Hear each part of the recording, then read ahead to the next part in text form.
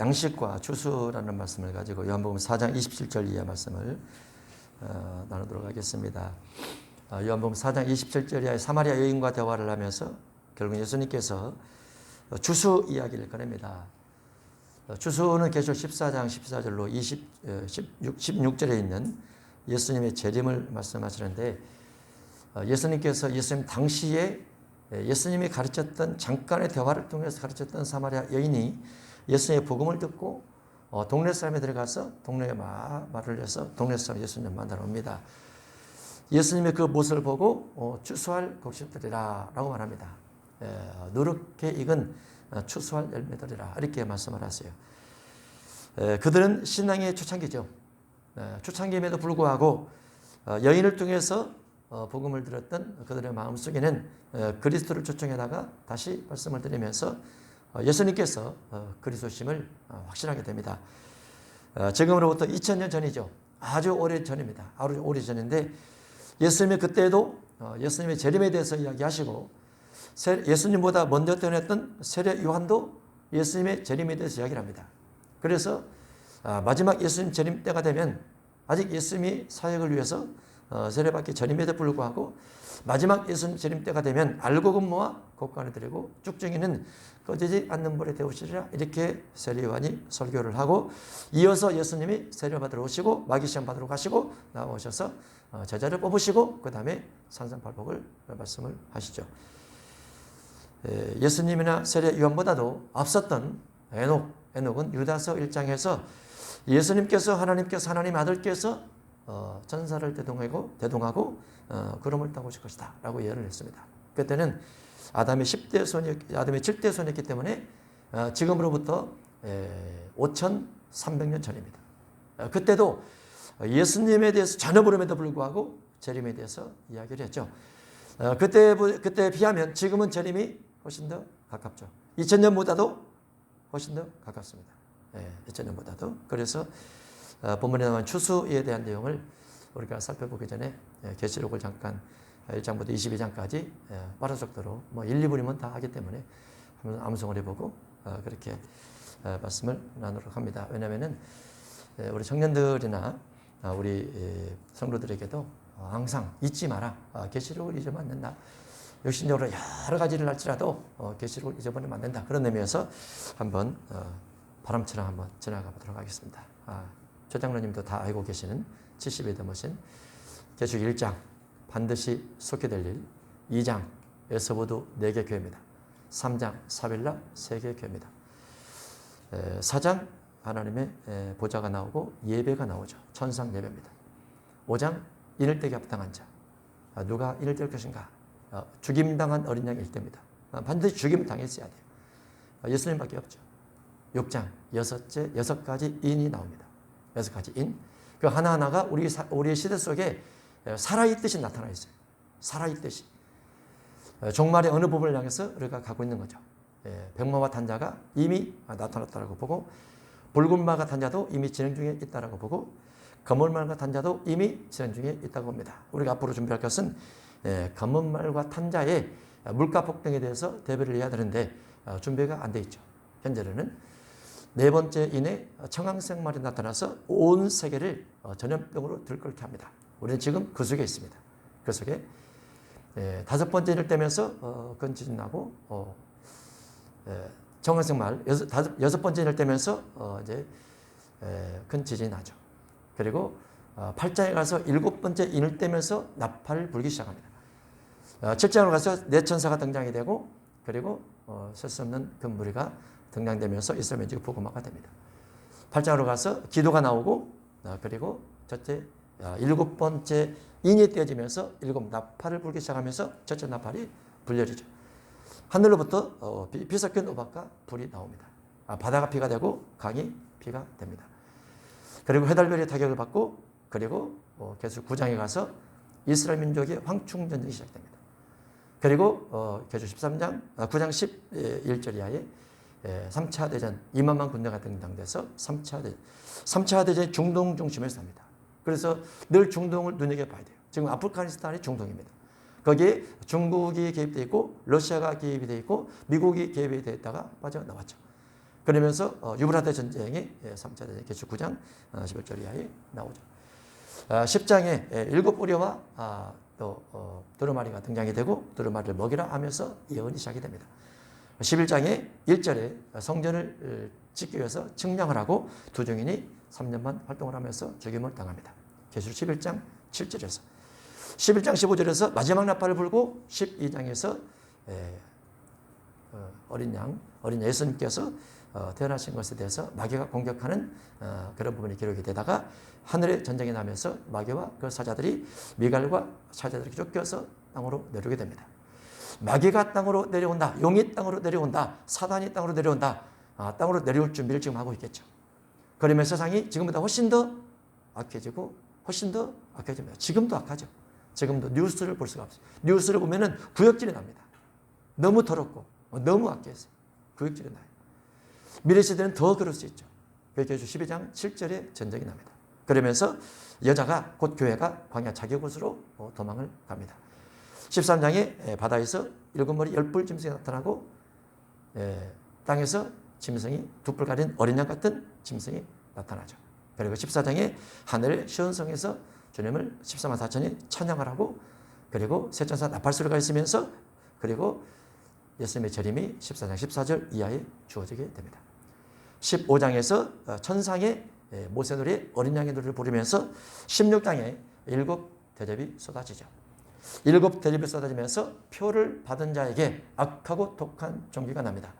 표는 13장에 받는데 악하고 독한 종기는 16장 첫 번째 대접 쏟을 때 생깁니다. 표를 받을 때와 악하고 독한 종기가 날 때가 시간차가 있습니다. 시간차. 그래서 아직은 모르죠. 아직은 모릅니다. 두 번째 대접을 쏟으면서 바다가 피같이 강이 피같이 짐승의 왕자 쏟으면서 그 땅에 재앙을 내리고 마귀들이 보이면서 마지막 전쟁 준비를 하고 그리고 하늘로부터 우박이 내리면서 큰 지진과 더불어서 우박이 내리면서 우박의 크기가 한 달란 토마 같다라고 되어 있습니다. 60kg짜리 우박이 내립니다. 다 파괴가 되죠. 17장의 음녀심판, 18장 바벨론 심판, 19장 어린 양이 혼인잔치 기약이 이르면서 백마와 탄자가 땅으로 내려옵니다. 그래서 짐승과 거리쓴 자를 둘째 사망에 던져놓고 마귀도 결박해서 집어넣는 것이 20장 1절 이하가 됩니다.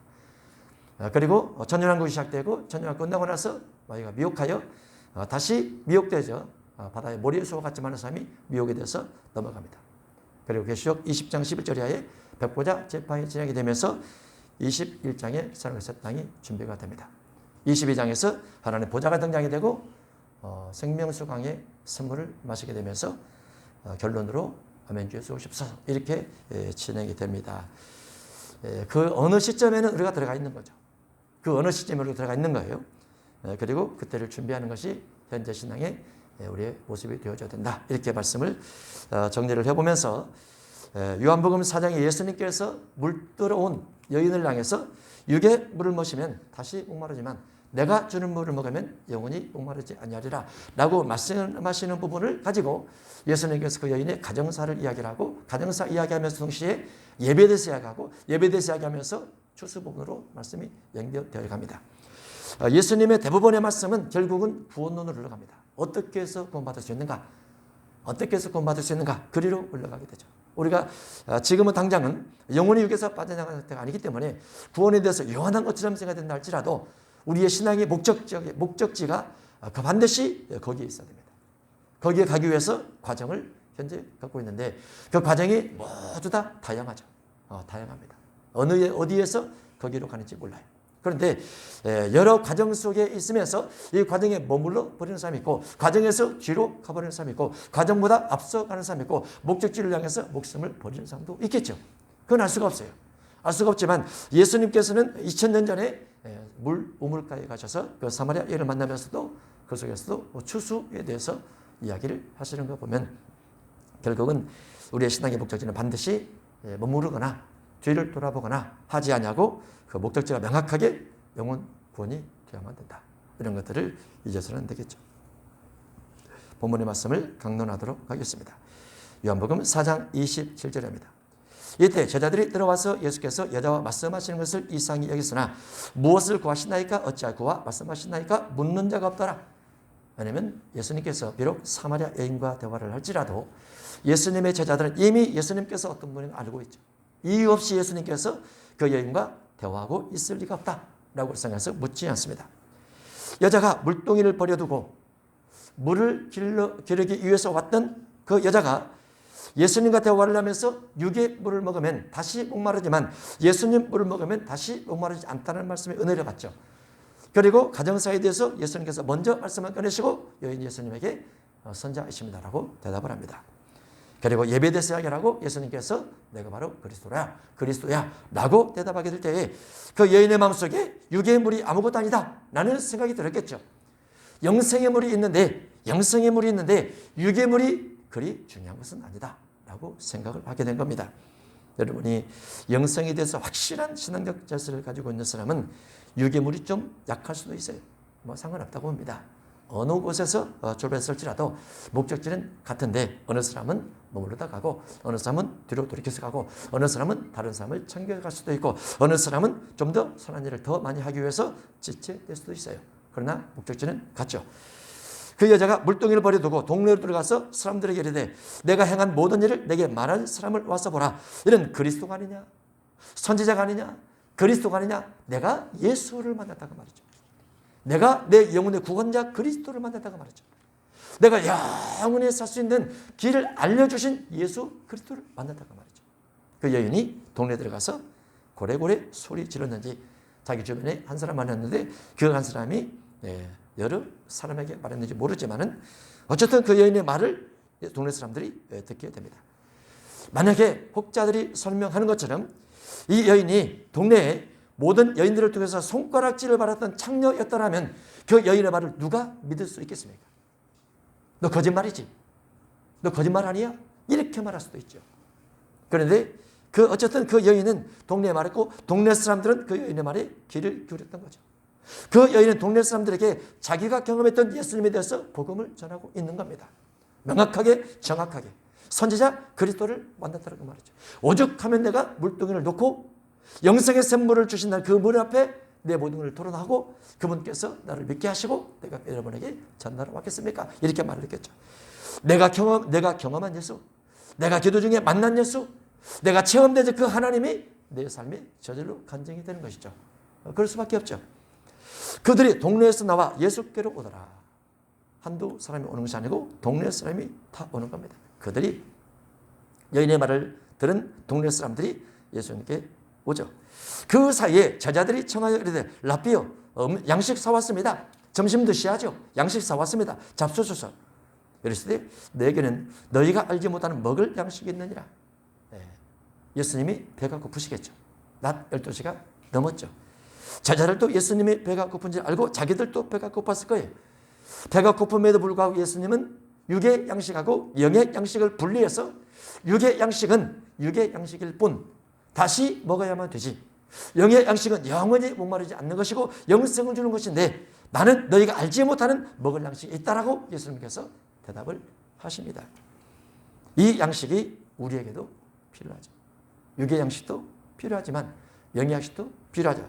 현재 상황에서도 예수님 반드시 육의 양식이 필요해. 그런데 육의 양식보다도 영의 양식이 훨씬 더 중요함을 예수님께서 그들 앞에 말하고 있는 거죠. 제자들이 이해가 안 되는 겁니다. 서로 말하되 누가 잡수실 것을 갖다 드렸는가라고 의심을 하면서 마음속 반문을 하게 됩니다.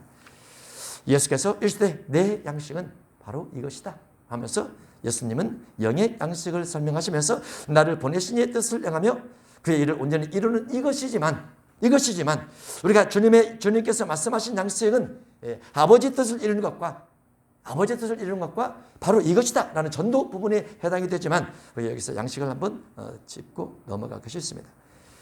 주기도문 속에는 일용할 양식이 기록되어 있습니다. 날마다 우리에게 일용할 양식을 주옵소서라고 되어 있습니다. 그 양식은 양식입니다. 마태복음 6장에 되어 있죠. 마태 6장은 마태 7장까지 이어져 있습니다. 그 내용이 누가복음 11장에도 되어 있습니다.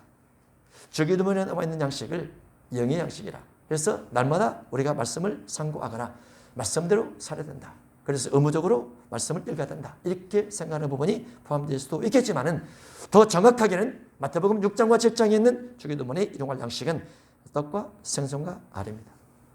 떡을 달라고 기도하는 거죠. 알을 달라고 기도하는 거죠. 생선을 달라고 기도하는 거죠. 부자 국가들이 있어요. 부자 국가들이 마태오 6장 7장에 있는 오늘 일용할 양식을 해석할 때는 우리는 일용할 양식을 능히 구하지 않아도 우리는 냉장고에 먹을 것이 차고 넘죠. 이거는 영의 양식일까? 이렇게 해석하기가 쉬울 것 같습니다. 그러나 가난한 국가들에 사는 사람들이 마태복음 6장 7장을 접하면서 일용할 양식을 구하라. 그들은 무조건 먹을 것으로 생각할 겁니다. 먹을 것으로. 그럴 수밖에 없죠. 왜냐하면 먹을 것이 가장 중요한 기도의 제목이니까.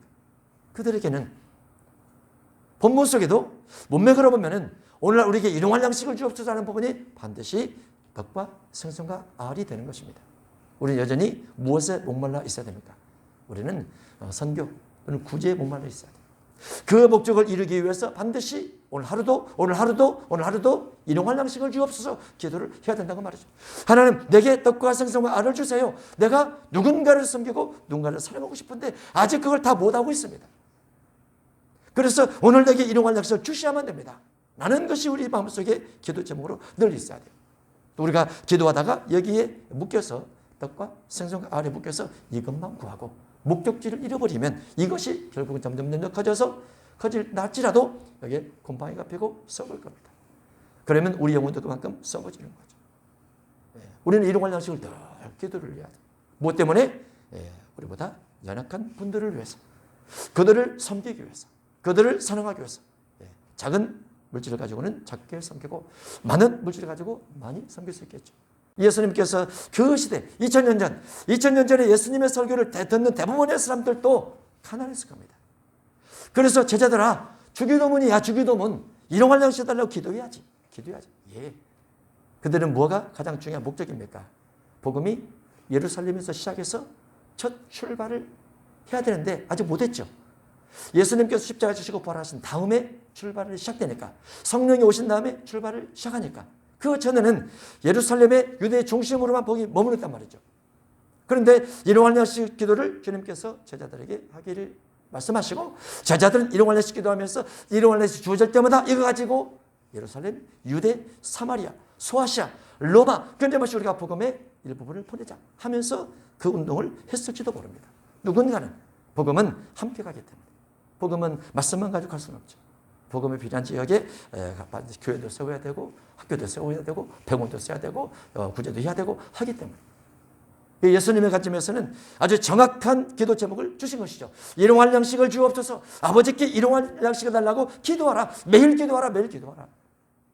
우리에게도 이런 기도가 필요할 줄 압니다. 우리 삶의 보편적 삶을 위해서도 일용할 양식이 필요하고 하나님의 영광을 위해서 주님 나를 위해서 죽어주신 그 은혜를 갚기 위해서 이런 기도가 또한 필요하기도 하죠.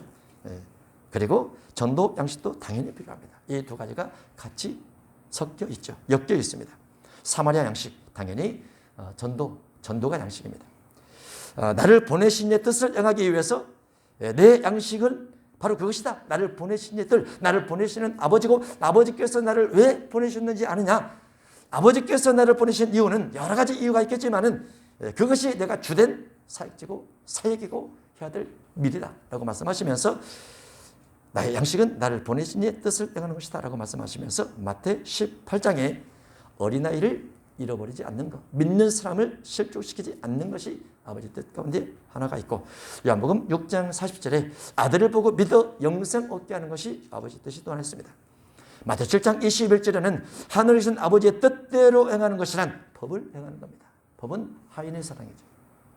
하인의 사랑을 실천하기 위해서 내가 아버지 뜻을 이루어야 돼. 아버지 뜻을 이루려면 내가 하나님의 법을 지켜야 돼. 하나님의 법은 하나님을 사랑하고 이웃을 사랑하는 거야. 그런데 그 이웃 사랑 속에 사마리아라는 소외된 지역, 범죄한 지역의 사람들도 당연히 해당이 되는 것이죠.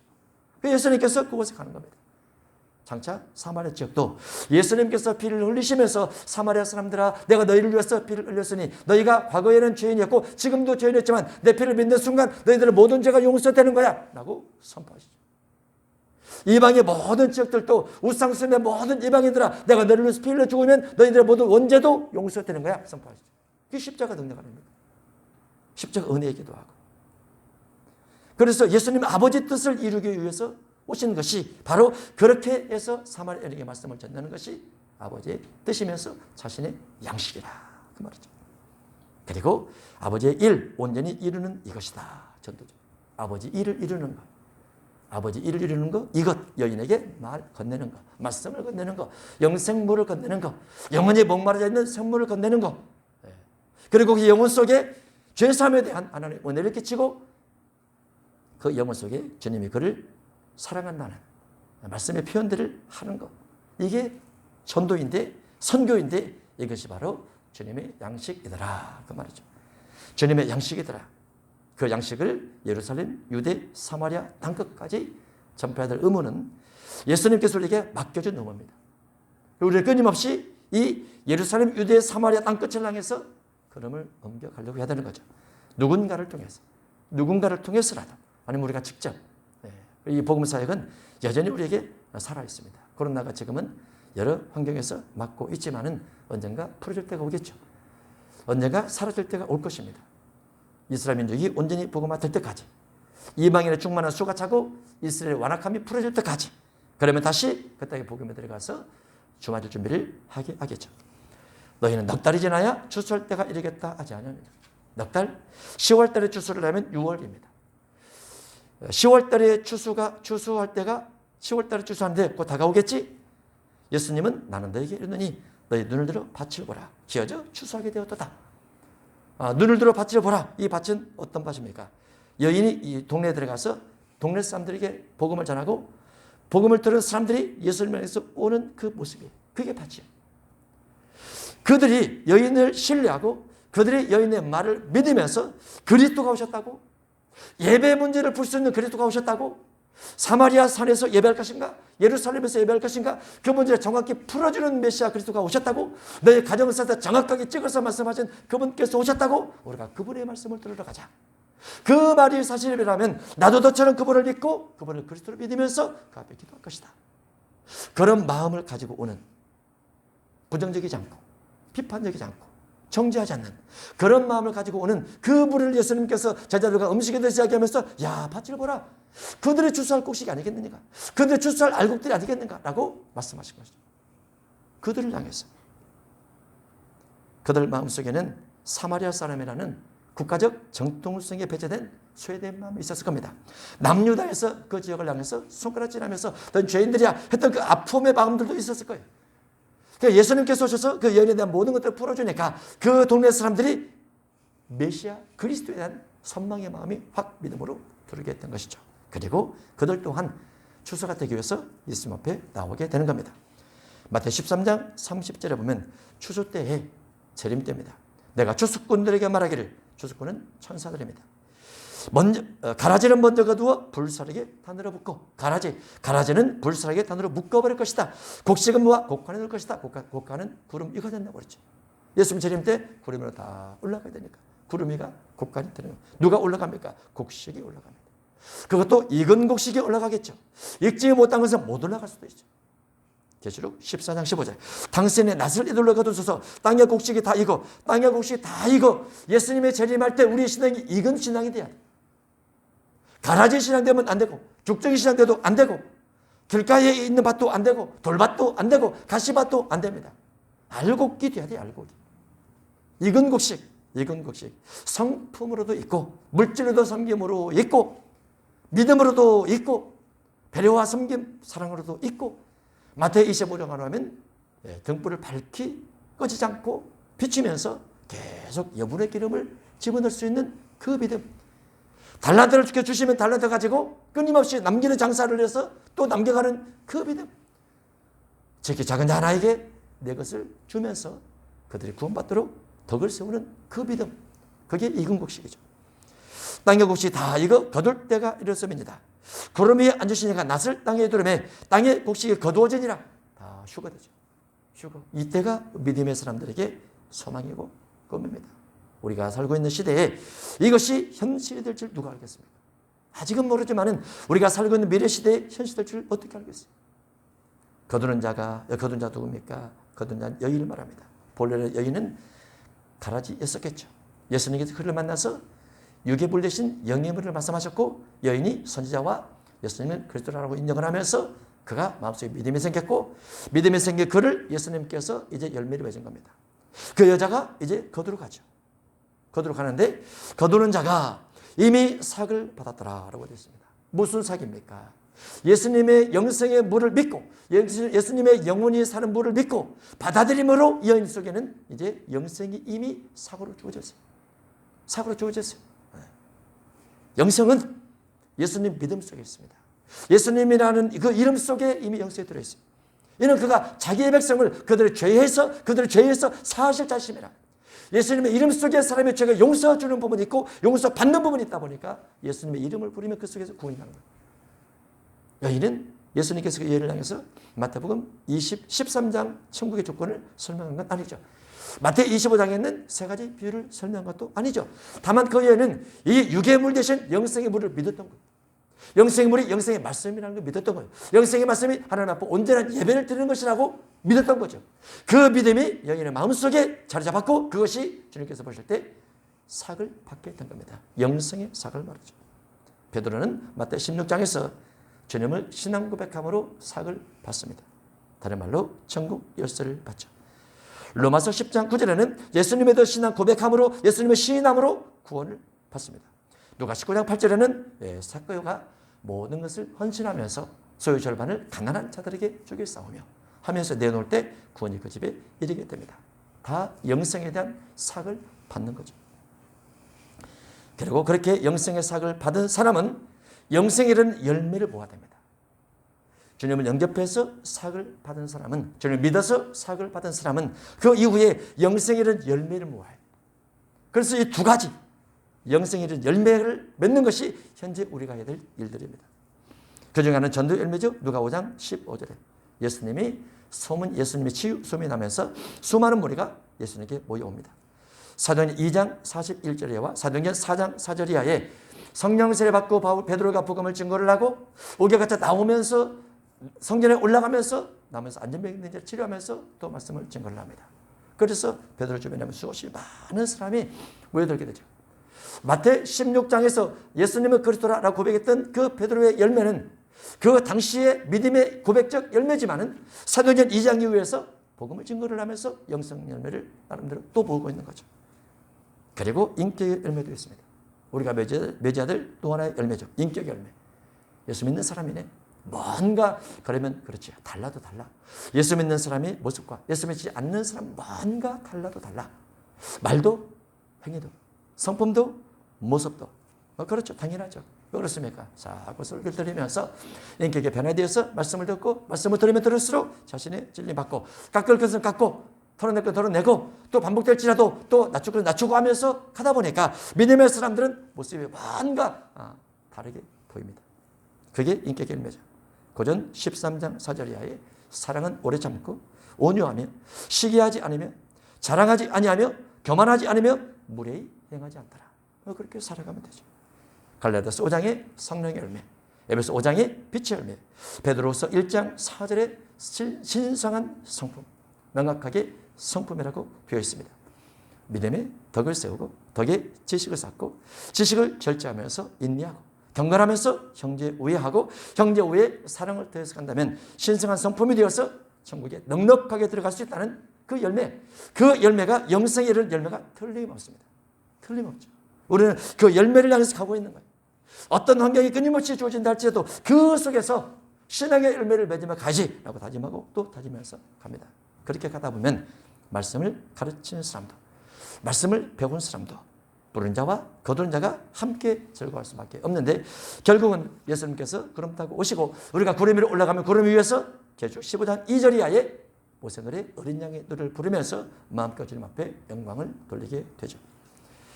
37절입니다. 그런즉 한 사람이 심고 다른 사람이 거둔다는 말이 옳다. 한 사람이 심고 다른 사람이 거둔다. 수없이 많은 사람이 심지만 마지막에 거두는 사람은 주님이십니다. 주님일 수밖에 없죠. 우리가 여러 곳에서 여러 사람을 대상으로 조금씩 주시면 다른 사람이 또 와서 그에 심습니다. 다른 사람이 또 와서 그에 또 심습니다. 말씀을 심는 것인데 그럴 때 조심해야 됩니다. 왜냐하면 주님께서 말씀하신 예수 그리스도의 이름과 하나님의 사랑의 언약 외에 다른 복음이 들어가면 그 씨앗이 잘못 자랄 수가 있어요. 다른 복음에 들어가면. 다른 복음이 위험합니다. 정말 위험하죠. 정말 위험하죠. 다른 복음이. 한 사람이 심고 다른 사람이 거둔다는 말이 옳다. 내가 너희로 노력하지 아니한 것을 거들어 보내었느니 너희는 노력하지 않았지만 너희가 전도로 가보면 너희가 병을 고치고 귀신 내쫓을 때 내가 너희 능력을 통해서 복음이 쉽게 전달되지. 나중에 내가 없을 때가 올 거야. 그래도 복음이 쉽게 전달하면 어떻게 해야 돼? 네가 기도해서 성령을 받아야지. 성령 받아서 능력이 주어지고 능력이 주어지면 그때 또 복음이 쉽게 전달될 수 있을 것이다. 그 말이죠. 그러나 예수님이 뿌리고 제자들이 받고 제자들이 뿌리고 또 속사도가 받고 속사도가 뿌리고 교부가 받고 교부가 뿌리고 목회자가 받고 목회자가 뿌려서 또 다시 장로님, 권사님, 또 집사님들이 또 받아서 또 뿌립니다. 그 속에서 또 누가 또 영향을 받겠죠. 그렇게 서로 복음적인 부분에 뿌리고 또 받으면서 참여하게 될 때 이것이 바로 또 하나님께서 신앙을 자라게 해주시죠. 그래서 우리의 믿음의 성장은 어느 날 갑자기 하루아침에 자란 것이 아니고 수없이 많은 과정을 통해서 많은 주변의 성도를 통해서 많은 주변의 기도들을 통해서 우리 믿음이 자라고 있는 겁니다. 혼자 나는 믿음이 좋아. 나는 성경도 많이 읽어. 나는 기도도 많이 해. 나는 믿음이 대단해. 없습니다. 누군가 밑거름을 자꾸 주는 겁니다. 보이지 않지만 그래서 한 사람이 심지만 다른 사람이 거둔다는 말이 맞아요. 우리 배경에서 끊임없이 주님께서 우리를 위해서 기도하고 계시는 것도 맞고 교회가 또 목회자가 그런 부분도 맞고 그래서 고전 3장 5절에 심는 자가 있고 물을 주는 자가 있대 자라나게 하시는 분은 하나님께서 자라게 하신다. 이렇게 되어 있는 거죠. 여자의 말이 내가 행한 모든 것을 그가 내게 말했다 증언하므로 그 동네 중에 많은 사마리아 사람이 예수님을 믿은지라. 사마리아인들이 예수님께 와서 자기들과 함께 유하시기를 청하니 예수께서 이틀을 유하시면서 그들에게 말씀을 가르치십니다. 사마리아 여인의 말을 듣고 믿으면서 예수님을 신뢰한 부분도 있지만은 예수님을 초청에다가 이틀 동안 부흥을 하는 거죠. 예수님 말씀 좀 가르쳐 주세요. 여기는 치유 사역 안 나옵니다. 귀신 쫓는 거 안 나옵니다. 예수님께서 그 지역에 가서 말씀만 전달을 했어요. 이틀을 거쳐서 말씀만 전달했는데 그 말씀을 이틀을 들으면서 이제 여인이 했던 말 대신 예수님의 말씀을 직접 들으니 이분이 하나님의 아들일 수밖에 없다고 말이죠. 이분이 예수 그리스도일 수밖에 없다고 말이죠. 이분 외에는 절대로 구원이 날 수 없다는 거죠. 그래서 사마리아 지역에 복음이 들어가게 되는 겁니다. 이런 예수님의 복음적 요한복음 4장의 사역이 나중에 사도행전 8장에 빌립이 그 지역에 가서 사역을 할 때 예수님을 좀 더 쉽게 믿을 수 있는 기회가 되죠. 누군가 먼저 뿌려놨기 때문에. 그래서 우리도 우리 주변에 복음을 듣지 못한 사람들을 한 번에 다 거꾸로 들으려고 하지 않고 조금씩 자꾸 씨앗을 뿌려내면 언젠가 그 사람이 주님 믿고 영생을 얻는 출세 곡식이 될 수 있습니다. 우리 주변에 가족들도 마찬가지죠. 그들을 위해서 기도를 자꾸 쌓아놓으시고 조금씩 씨앗을 뿌려서 함께 주주가 될 수 있도록 한다면 우리가 참된 그리스도인이다 이렇게 볼 수 있겠습니다. 주님의 축복하심이 우리에게도 추수될 곡식으로 우리가 전도한 사람에게도 추수할 곡식으로 나타나서 주님으로 부르실 때 다 들림맞는 축복 있기를 주 이름으로 축복합니다. 기도하겠습니다. 하나님 아버지 감사합니다. 우리 같은 죄인이 무엇이 간데 주께서 우리를 위해서 피를 흘려 죽어주셨는지 이해가 안 될 때 많이 있지만 믿은 이후에도 수없이 많은 잘못을 저지르면서 주님의 뒤를 따라가느라 하지만 주님 피가 한 시대만 그치지 않냐고 반복해서 끊임없이 우리에게 영향을 주는 속죄 상함이 있기에 믿음으로 감사하면서도 다시 주님을 바라보면서 믿음의 걸음을 옮겨갑니다. 우리도 주님처럼 사마리아 여인을 만나면 육의 것이 아닌 영의 것을 나눌 수 있는 믿음의 준비된 자가 되게 하시고 특별히 우리 가족들에게 복음을 증가할 수 있는 믿음의 열매들, 믿음의 증거들이 있을 수 있도록 축복해 주옵소서. 기도함으로 기적을 경험하고 기도함으로 물질을 경험하고 기도함으로 치유를 경험해서 누군가에게 복음을 전달하여 그 영혼이 구원되게 할 수 있는 귀한 믿음의 영혼 선지자, 가족 선지자 될 수 있도록 축복해 주옵소서. 예수님 이름으로 기도합나이다. 아멘.